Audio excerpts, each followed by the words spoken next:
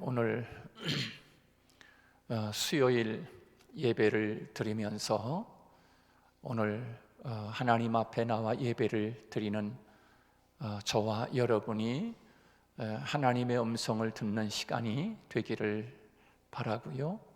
또 오늘 이 말씀을 함께 나누는, 또 인터넷을 통해서 말씀을 함께 나누는 모든 성도들이 어려운 때를 우리가 지나고 있는데, 이와 같은 때일수록 밤이 깊을수록 별빛이 더 영롱하게 비추는 것처럼 우리는 어려운 이때에 더 하나님을 선명하게 느끼고 또 하나님의 음성을 들을 수 있는 그런 믿음의 지혜가 우리에게 있어야 할 줄로 믿습니다. 오늘도 이 출애굽기 말씀을 함께 우리가 나누면서 성경 공부 겸 또 오늘 말씀을 통해서 하나님의 음성을 듣는 그런 시간들을 여러분 스스로가 지혜롭게 가질 수 있는 이 밤이 되기를 주님의 이름으로 축복합니다. 오늘 본문 말씀에 보면 16절로 22절까지 이 출애굽기 2장에서 말씀하고 있는 오늘 본문의 주제는 목자의 마음, 목자의 마음을 배워라라고 하시는 하나님의 말씀을 우리에게 지금 하고 있습니다. 그래서 오늘 본문 말씀의 내용을 모세가 애굽의 왕자로 있을 때, 모세가 왕자로 자라지 않습니까?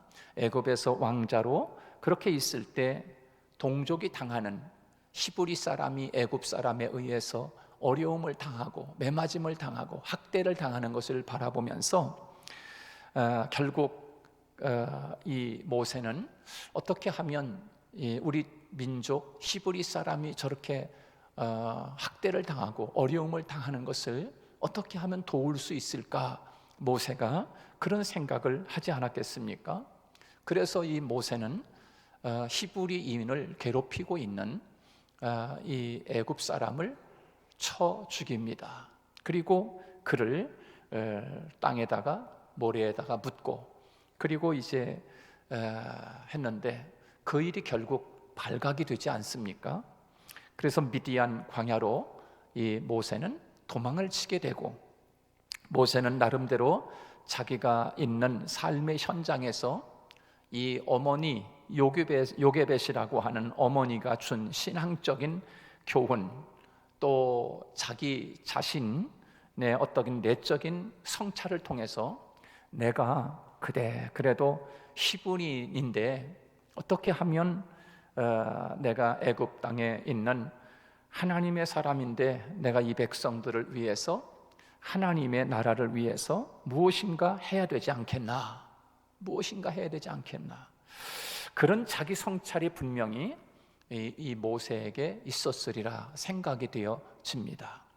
그리고 자기가 있는 그 현장에서 내가 어떻게 하나님의 일을 할 수 있을까, 어떻게 하면 하나님의 일을 할 수 있을까, 그리고 그 일을 시도한 것이 결국 힘으로 하는 방법, 어떻게 하면 하나님의 일을 할 수 있을까라고 생각을 하고서 그 일을 했는데, 모세가 한 일은 자기가 지금까지 40살이 되면서 애굽의 왕자로 크면서 있었던 그 힘을 이용해서 하나님의 일이라고 생각하고 했던 것이지요. 자기가 가지고 있는 권위, 또 자기가 가지고 있는 권세를 이용해서 폭력을 사용해서 하는 일을 이루고 동족에게 무엇인가 유익을 줘야겠다라고 하는 방편으로 그렇게 그는 일을 했던 것입니다.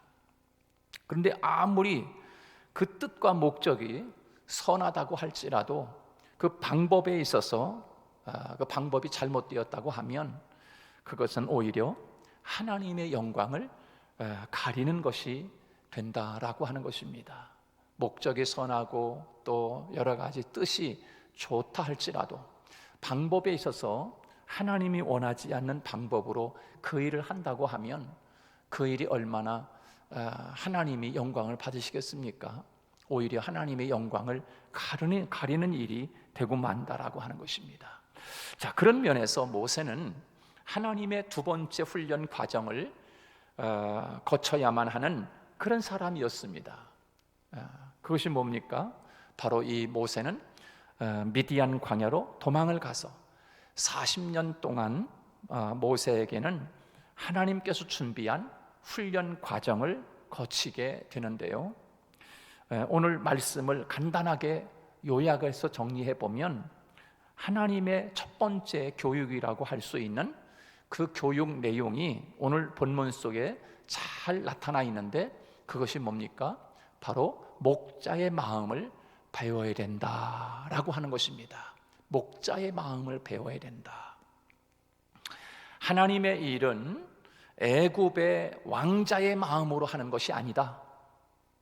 하나님의 일은 애굽에서 40년 동안 왕자로 힘을 길렀던 세상의 권세로 하나님의 일을 하는 것이 아니다.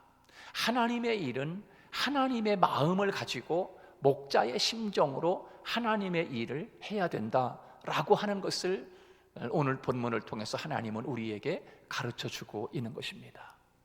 그래서 때때로 우리가 이 땅에 살아가면서 하나님의 사람으로서요, 하나님의 일을 한다고 할 때 애굽의 왕자다운 그런 방법을 제시해서 시도하려고 할 때가 참 많이 있습니다. 그래서 세상에서 가지고 있는 어떤 지위, 세상에서 가지고 있는 방법, 세상적인 권세, 이런 것을 이용해서 교회에서도 그걸 적용해서 하려고 그렇게 하는 사람들이 종종 있지요.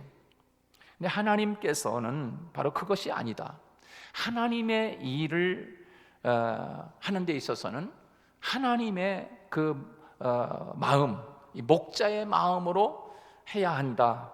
다른 말로 하면 하나님의 일은 하나님의 방법대로 하나님께서 원하시는 뜻대로 해야 된다라고 하는 것을 오늘 성경은 우리에게 가르쳐주고 있는 것이지요.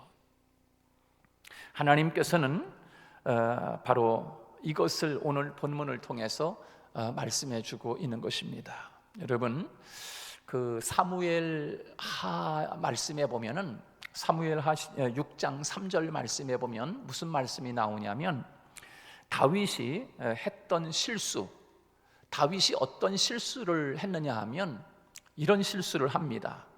다윗이 이제 그 헤브론에서 7년 동안 그 유다 백성들 베냐민 반지파를 모아서 왕으로 7년 반 동안 헤브론에서 왕자의 생활을 하지 않습니까? 왕의 역할을 하지 않습니까? 그리고 나서 이제 사울 왕이 그 11개 지파를 이끌고 예루살렘에서 왕권을 행사하다가 사울 왕이 죽임을 당하게 됩니다. 그리고 사울 왕이 죽자 이제 그 11개 지파의 우두머리 되는 사람들이, 지도자들이 모여가지고 이제 저 헤브론에서 유다 백성들을 다스리고 있는 다윗 왕을 모셔서 우리 이스라엘 12지파의 모든 백성들을 이끌어가는 그런 왕이 되도록 합시다 라고 하는 그런 제안을 받고 바로 이 다윗을 예루살렘으로 올라와서 다윗이 왕으로서 사명을 감당하게 됩니다.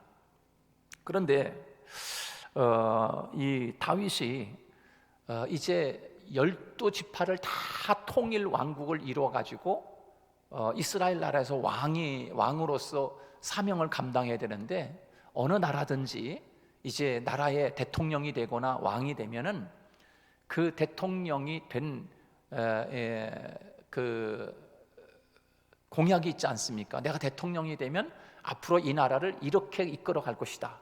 내가 대통령이 되면 앞으로 이런 일을 할 것이다 라고 하는 공약을 내세우지 않습니까? 그래서 대통령이 딱 되어가지고서 난 이런 공약을 내세워서 나라를 이끌어 갈 것입니다.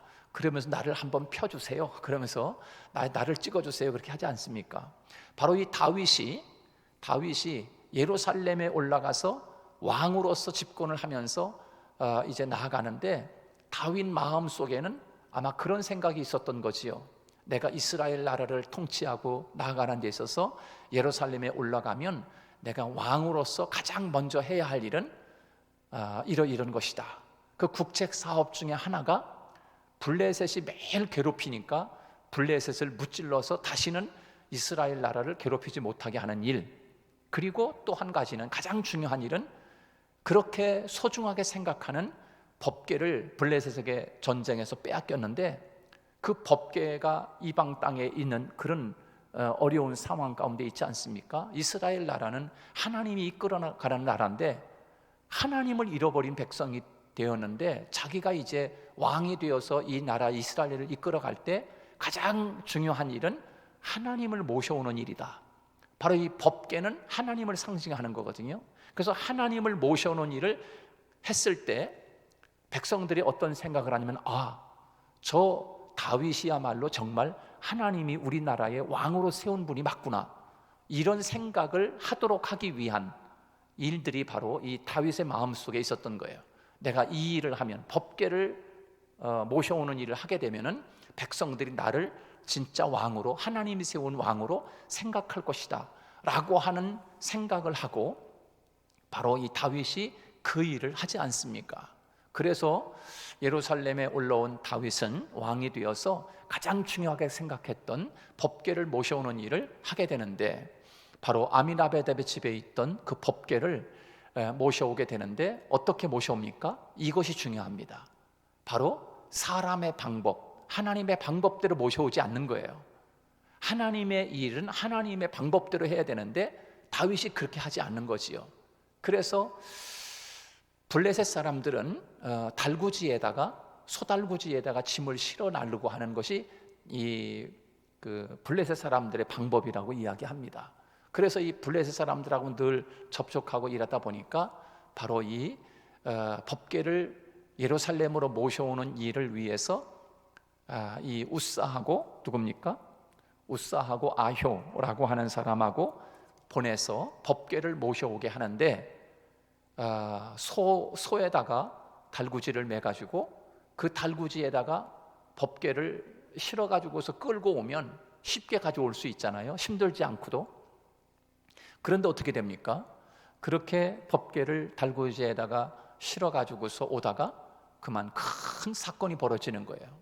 이 소가 들고 뛰니까 달구지에 실었던 법궤가 달구지에서 떨어지려고 하니까 우사가 덤벼들어가지고 그 쓰러지는 법궤를 잡지 않습니까? 잡으려고 법궤를 딱 만지는 순간에 바로 우사가 그 자리에서 직사하고 마는 거예요. 죽어버리고 마는 거예요. 여러분, 이런 일이 벌어졌을 때 누가 가장 놀랐을까요? 물론 우사는 죽었으니까 뭐 놀랄 기간도 없이 그냥 죽어버렸으니까 저게지만, 가장 놀란 사람은 누굽니까? 바로 다윗이었습니다. 다윗이 가장 놀랐을 것 같아요. 왜냐하면 다윗이 그 일을 시도했기 때문에, 법궤를 가져오는 일을 다윗이 시도했기 때문에. 자, 그런데 그런 일이 벌어지니까 다윗이 얼마나 놀라서 기겁을 했겠습니까? 그래서 법궤 모셔오는 일을 멈추고 그 법궤를 오벳 에돔의 집으로 모시게 하라, 그러고서 중단합니다.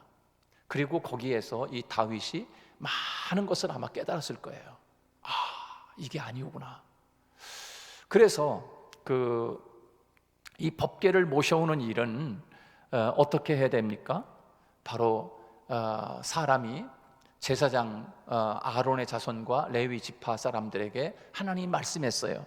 뭐라고 말씀합니까? 출애굽기나 레위기에 보면은 법궤를 이동시킬 때는 이 네 귀퉁이에 고리를 매가지고, 그리고 거기에 이렇게 장대 같은 거로다가 해가지고 사람의 어깨에다가 메고 그렇게 법궤를 옮기게끔 되어 있습니다. 그게 하나님의 방법이지요. 사람의 어깨에 매서 법궤를 옮기는 일이 하나님의 방법이고 하나님의 뜻이었습니다. 근데 그렇게 하질 않은 거예요. 하나님의 일을 위해서 하나님의 방법대로 하질 않은 거지요. 그러면서 소달구지에다가 쉽게 가져오려고 하다 보니까 이런 엄청난 일이 벌어지게 된 거예요. 그래서 다윗은 그 수레에다가 싣고 오면서 그 겪었던 엄청난 그런 우사가 죽어버리는 그런 일을 통해서 다윗이 많은 것을 거기에서 깨닫게 됩니다. 그래서 이 다윗은 그 실수를 통해서 하나님께서 원하시는 뜻이 무엇인지, 그리고 늘 묻는 사람이 되었다. 하나님 어떻게 할까요? 이렇게 할까요? 저렇게 할까요? 심지어는 다윗이 전쟁에 나가서 전쟁을 할 때도 보면은 하나님, 이 전쟁을 어떻게 싸워야 됩니까? 하나님, 우리가 어떻게 해야만 전쟁에 승리할 수 있습니까? 하나님, 언제 나갑니까? 어떻게 합니까? 싸움은 어떻게 합니까? 아주 다윗이 그때부터 이 법계 사건을 통해서 다윗이 하나님 앞에 묻는 사람이 돼요. 묻는 사람. 우리는 여기서 배워야 할 점이 하나 있을 것 같아요. 뭐냐면 우리가 하나님의 사람이지 않습니까? 그래서 하나님 앞에, 하나님, 이 일을 어떻게 하면 좋겠습니까? 라고, 내 지식이 있고 내가 알고 있지만 그래도 하나님 앞에 한번 묻고 하는 일, 늘 묻는 사람이 되어야 되겠다라고 하는 거예요. 다윗은 거기서 그것을 배운 것 같아요. 법계 사건을 통해서 다윗은 늘 하나님 앞에 묻는 사람이 되는 거지요. 전쟁에 나가거나 어떤 일을 하거나 늘 어린 아이처럼 부모에게 묻듯이 그렇게 묻는 그런 사람이 되는 것을 볼 수가 있습니다. 그래서 모세도 마찬가지로 자신의 방법대로 일을 하려고 하다가 일을 그르치고 광야로 와서 이제 조용히 하나님께서 그를 다스리고 그를 가르치시는 몇 가지 교육을 하게 됩니다. 그것이 뭡니까? 바로 이 모세도 처음에는 자기가 가진 방법대로 일을 하려고 한 거예요. 자기의 심, 애굽의 권력의 심, 어떤 이런 것을 통해서 애굽 사람을 쳐 죽이는 일. 그런데 하나님을 위해서 그것이 모세에게 있어서는 이것도 나 하나님의 일이다라고 생각을 하고 했는데 그 일이 합당하게 하지 않은 거지요. 누가 봐도 마음은 좋은 뜻으로 히브리 사람을 돕고자 한 일이지만 방법에 있어서 옳지 않은 거다. 그래서 모세가 바로 미디안으로 도망을 가서 광야에서 40년 동안을 있으면서 모세가 첫 번째로 하나님께서 가르쳐 주시는 메시지가 있고 교훈이 있는데 그 첫 번째가 무엇입니까? 바로 하나님은 이 광야로 보낸 이 모세에게 하나님 무엇을 가르쳤는가? 바로 양치는 그 여자들을 만나게 해서 양치는 사람들의 마음을 배우게 했다. 다시 말해서 목자의 마음을 배우게 했다라고 하는 것입니다. 하나님의 마음을 배우고 하나님의 뜻을 배우고 하나님의 일을 위해서 하나님의 뜻을 아는 것을 배우게 했다라고 하는 것입니다. 그것이 바로 오늘 본문의 16절부터 17절까지 말씀이라고 할 수가 있습니다. 우리 한번 16절, 17절 말씀을 한번 같이 봅니다. 그런데 여기 보면요, 16절, 17절 말씀을 보면 아주 소상하게 구체적으로 그렇게 오늘 본문에 기록을 했습니다. 한번 읽어보십시다. 16절, 17절 시작. 미디안 제사장에게 7 딸이 있었더니 그들이 와서 물을 길어 구유에 채우고 그들의 아버지의 양떼에게 먹이려 하는데 목자들이 와서 그들을 쫓는지라 모세가 일어나 그들을 도와 그 양떼에게 먹이니라. 그렇게 말씀해 주고 있어요. 애굽에서 모세는 자신이 하나님의 일을 하면서 영웅이 되기를 원했습니다. 내가 하나님의 일을 하는데 내가 이렇게 역할을 감당했다. 자기 이름이 어느 정도 드러나기를 원했는지 모르겠어요.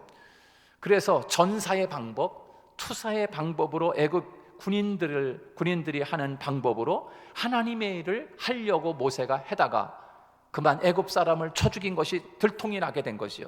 자, 그러나 하나님께서 모세에게 첫 번째 가르쳐 주신 것이 뭔가 하면 내가 하나님의 일을 하기 위해서는 목자의 마음을 배워야 한다.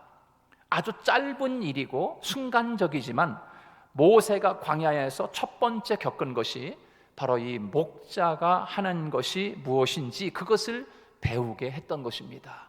그래서 오늘 말씀을 보면 그 목자들이 하는 일 아주 간단하게 이야기하고 모세가 이 여인들을 도와주었다 이렇게 해도 되는데, 그렇게 하지 않고 목자들이 하는 일을 일일이 나열해 가지고 풀어 가지고 설명을 합니다.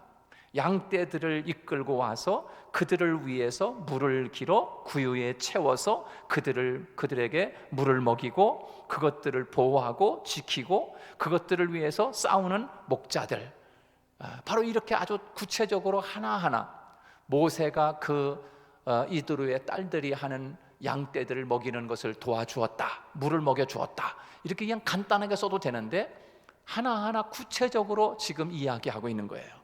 여러분, 그 전체 모양을 보여주면서 모세에게 이 다음에 양을 이끌어갈 때 어떻게 할 것인지 거기에 대한 시청각 교육이 이루어집니다. 목자는 양을 위해서 수고하는 존재이고 목자는 양 때문에 존재하는 존재다. 목자는 양을 위해서 생명을 버려야 된다라고 하는 것을 가르쳐주고 있는 것입니다. 여러분, 요한복음 10장 11절 말씀에 보면 예수님께서는 자신을 친히 선한 목자라고 그렇게 이야기를 합니다. 그래서 하나님이 보낸 선한 하나님의 일을 이루는 목자, 그래서 나는 선한 목자라. 선한 목자는 양들을 위해서 목숨을 버리나니, 그렇게 말씀해주고 있습니다. 목자의 마음을 가지고 양들을 위해서 목숨을 버리는 그런 양, 그래서 하나님의 마음을 가지고 그렇게 선한 목자의 마음을 가지고 양들을 치는 예수님의 모습을 우리에게 보여주고 있지요. 여러분, 우리에게 주어진 하나님의 나라의 일, 기능과 역할은 다 다를 수 있지만 말씀을 전하고 또 목회하는 저에게 있어서는 목사로서, 그리고 또 다른 직분을 맡은 성도들에게는 그 직분대로 우리가 교회 안에서 하나님의 나라를 위해서 맡은 기능과 역할은 다 다를 수 있습니다. 그러나 마음은 한 가지가 되어야 한다 하는 것입니다. 그것이 뭡니까? 그 마음은 목자의 마음, 말씀을 가르치고 또 목회를 하는 교회 목사나 또 성도들이 가져야 하는 마음가짐이나 바로 하나님을 위해서 역할은 다르고 기능은 다르지만 하나님의 일을 위해서 어떤 일을 하든지 우리는 이 목자의 마음을 가지고 사명을 감당해야 된다라고 하는 것입니다. 우리는 애굽적인 힘으로 애굽 나라를 건설하는 것이 아니라 바로 하나님의 방법을 가지고 하나님의 나라를 건설해가는 사람들이 바로 우리들입니다. 자, 거기에 우리는 세상적인 방법이 아니라 하나님 마음, 하나님이 우리에게 주신 목자의 마음을 가지고 하나님의 일을 감당해야 된다라고 하는 것을 첫 번째로 하나님이 모세에게 16절, 17절을 통해서 우리에게 가르쳐주고 있는 메시지라고 할 수가 있습니다. 두 번째는 하나님이 무엇을 모세에게 배우게 했는가 하면, 첫째는 목자의 마음을 배우게 했고요, 두 번째는 너는 나그네임을 배우게 했습니다. 나그네. 여러분, 저와 여러분에게 하나님이 오늘 가르쳐주고자 하는 메시지가 있다고 하면 하나님이 이렇게 말씀하는 것입니다. 잘 들으세요. 너희는 나그네야 라고 하는 하나님의 음성이 여러분에게 들려지기를 축복합니다. 하나님이 모세에게 바로 그것을 들려주고 있는 것입니다. 모세야, 너는 이 세상의 존재, 영원히 존재할 존재가 아니라 모세야, 너는 나그네란다 라고 하는 것을 하나님이 배우게 했던 것입니다. 그래서 모세가 이제 광야에서 그 미디안 제사장 루엘이라고 하는 그 제사장이 있었는데, 바로 그 제사장의 딸들이 있습니다. 그 딸들이 여러 명 있었지만 그 딸들 가운데서 한 명을 주어서 오늘 결혼을 하게 됩니다. 그리고 결혼을 해서 이제 그 게르솜이라고 하는 아들을 하나 낳습니다. 그렇죠? 금방 결혼해서 금방 아들을 낳았어요. 오늘 본문에서. 자, 그런데 이렇게 모세가 결혼을 해서 십보라라고 하는 이 여인과 결혼을 해서 바로 아들을 하나 낳는데 그 아들의 이름을 게르솜이다라고 이름을 짓습니다. 여러분, 어느 부모가 자식을 낳고서 이름을 지을 때 얼마나 좋은 이름을 짓겠습니까? 그런데 오늘 본문에 보면 모세가 그렇게 소중하게 생각하는 자기 아들을 낳고 이름을 짓는데 게르솜이라고 짓습니다. 우리가 히브리 말로 다 게르솜이지만 그러나 우리 한국말로 풀어 말하면 뭡니까? 게르솜 그러면은 나그네 인생 이런 뜻입니다. 나그네 인생. 내 이름은 나그네 인생이야. 나그네란다. 그런 뜻 아니겠습니까? 자, 그런데 나그네가 되었다, 외국에서 객이 되었다, 그런 뜻의 이름을 가진 이름을 자기 아들 게르솜에게 그런 이름을 지어준 겁니다. 여러분, 아이가 태어나는데 아이를 보고 너는 나그네다 이렇게 이름 짓는 사람이 천하에 어디 있겠어요? 거기에는 뭐가 들어 있습니까?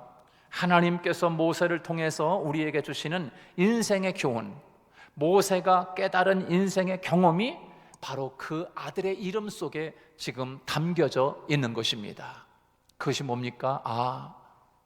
너는 이 세상에 나그네 인생이란다. 너는 여기에서 영원히 살 수 있는 존재가 아니야. 너는 언젠가는 이 세상은 나그네와 같이 다 떠나야 돼. 진짜 네가 거하여 영원한 천국에서 살아야 할 존재야 라고 하는 것 절대로 너는 잊어서는 안 돼 라고 하는 그런 메시지와 그런 교육을 하나님이 모세에게 시키고 있는 것입니다. 그래서 오늘 우리에게는 이 게르솜이라고 하는 이름을 통해서 광야 가운데서 얻은 아들, 그 이름을 통해서 하나님이 우리에게 주시는 말씀이 무엇입니까? 너희들은 바로 이 세상에 영원히 살 수 없는 존재다. 언젠가는 다 나그네와 같이, 길손과 같이, 여행객과 같이 너희 본향으로 돌아가야 한다 라고 하는 것을 하나님이 우리에게 지금 가르쳐주고 있는 것입니다. 여러분, 모세에게 주는 교훈이 바로 무엇이겠어요? 모세야, 너는 세상에서 잠시 나그네로 있다가 다시 돌아와야 하는 존재다 라고 하는 것을 하나님이 모세에게 그것을 가르쳐주고 있는 것이지요.